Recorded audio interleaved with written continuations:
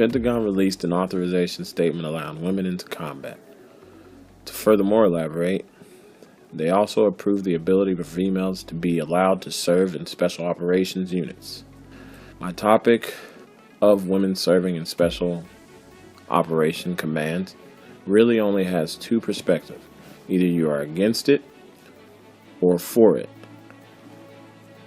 as long as they can perform the duties and responsibilities of an operator.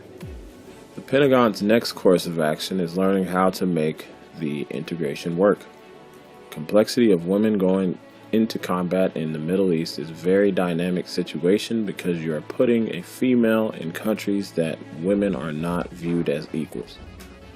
The men of the U.S. military special forces teams care very little about political correctness or gender equality when it comes to integrating females into one of the most dangerous jobs. A majority of them agreed that when they are fighting in the shadows or bleeding out on the battlefield, women have no place on their teams.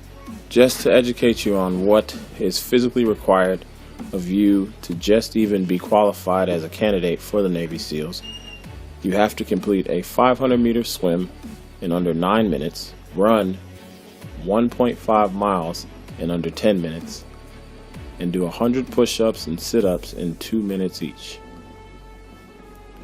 For Marine Corps Special Operators Command, you must be able to swim 300 meters with a utility top and trousers, tread water fully clothed for 10 minutes, perform a minimum of 12 pull-ups, and hike through rough terrain with full gear on, carrying a 45-pound pack. And for Army Ranger School, aside from the same push-ups, sit-ups, and pull-ups the other branches required, you must run 5 miles in under 40 minutes, pass a combat water survival assessment, combination night and day land navigation tests, and a 12-mile tactical ruck march with full gear. Not only are they required to perform at this level physically, but be able to handle the stressors of what comes with being in combat at the same time. On August 21st, 2015, Army Captain Kristen Gerst and First Lieutenant Shay Haver, both West Point alumni, were the first females to graduate from Ranger School and earn the right to wear the distinctive black and gold tab. These two soldiers were a gender-integrated assessment of the school, which until early 2015 was open to only male candidates. In their class, they started out with 19 females in total, and Grace and Haver were the only ones to complete the rigorous course. Since they released authorization of females to be in combat roles, many critics have accused the Army of lowering their standards of Ranger School and giving its female students an unfair advantage by allowing them multiple attempts at the school's 3 phases. On September 2, 2015, the Army announced that Ranger School is now open to all qualified soldiers regardless of gender. Since the announcement was made public Army-wide, the first integrated class kicked off on November 2, 2015 with 5 female candidates.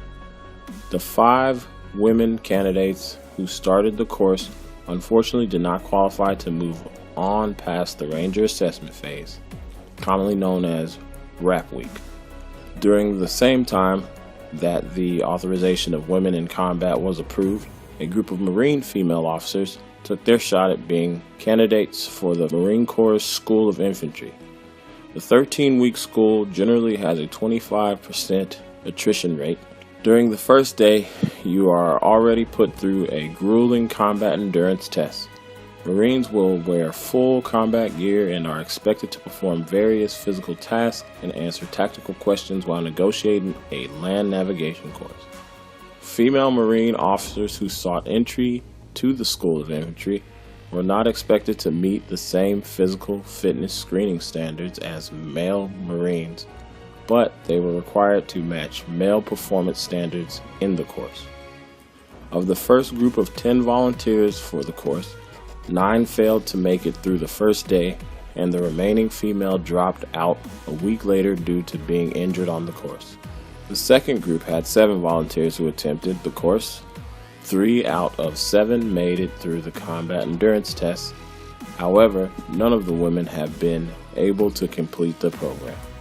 Aside from the whole physical aspect and ensuring females can make it through these courses, the topic also raises concerns due to the dynamic change of integrating females into the teams.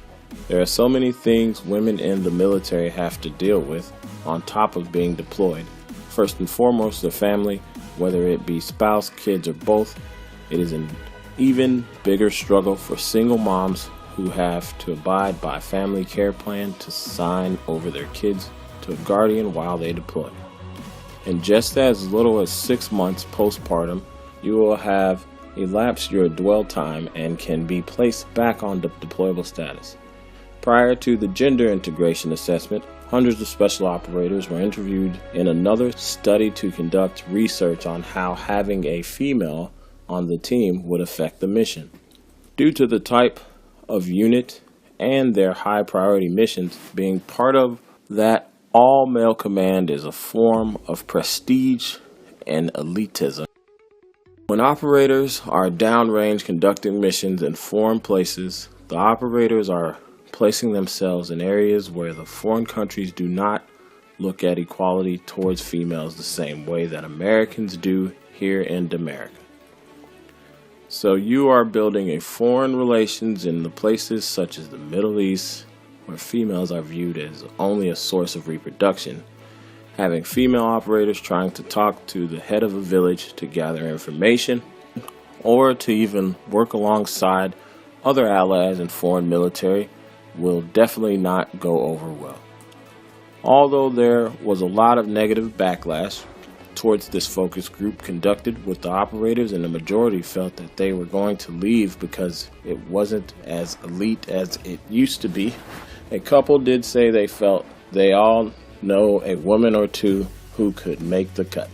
In conclusion, there are a lot of pros and cons when it comes to integrating females into combat and special forces teams.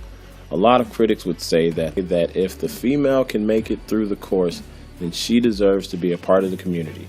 However, society also uses science to determine the practicality and how it influences culture.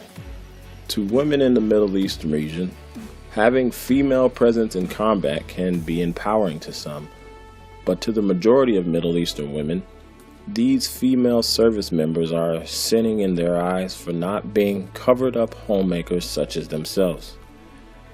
It is much more deeper than he's a boy, she's a girl. The root of it comes from a scientific perspective and how women are built differently than men.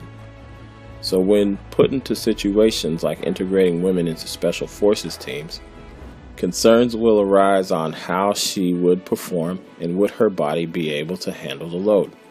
Researchers have found that height and weight differences between men and women would explain the difference in strength from the two. Men have much stronger grip than women, and in general, men are also faster than women. This is in no way saying that women can't get the job done, but from a scientific perspective, 135-pound female trying to fireman carry a 220-pound male with a 45-pound pack carrying weapons out of a firefight is going to be challenging.